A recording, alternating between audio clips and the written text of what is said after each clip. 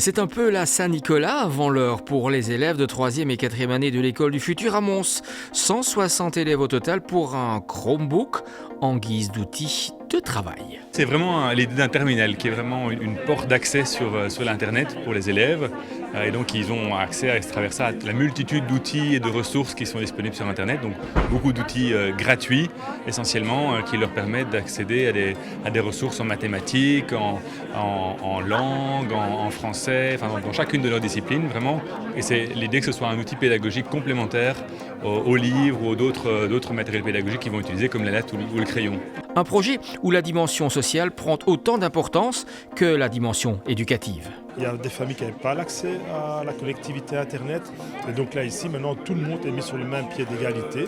Il y a un système de location-achat, mais aussi un système de prêt pour les enfants des familles un peu défavorisées. C'est le but de l'enseignement officiel subventionné, en tout cas de la province du Hainaut, c'est de ne pas faire de distinction sociale de toute nature. Équipé d'un disque dur aux capacités réduites, ce terminal Chromebook est évidemment destiné à l'apprentissage scolaire avec des accès limités et contrôlés en fonction de son utilisation. C'est important pour les enseignants d'être rassurés sur le fait que quand l'élève est face à son écran, il n'est pas en train d'être sur Facebook ou TikTok ou il n'est pas perturbé dans son apprentissage. Mais bien sûr, quand il est à la maison, l'élève doit pouvoir accéder à tout le potentiel de l'outil, également ludique.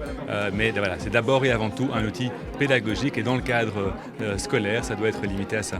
Depuis plus de 2 ans, Hainaut Enseignement a engagé une réflexion sur la transition numérique au sein de ses établissements scolaires. D'ici 2024, c'est l'ensemble de sa communauté estudiantine qui devrait être équipée de ce type de matériel, soit au total 16 000 élèves.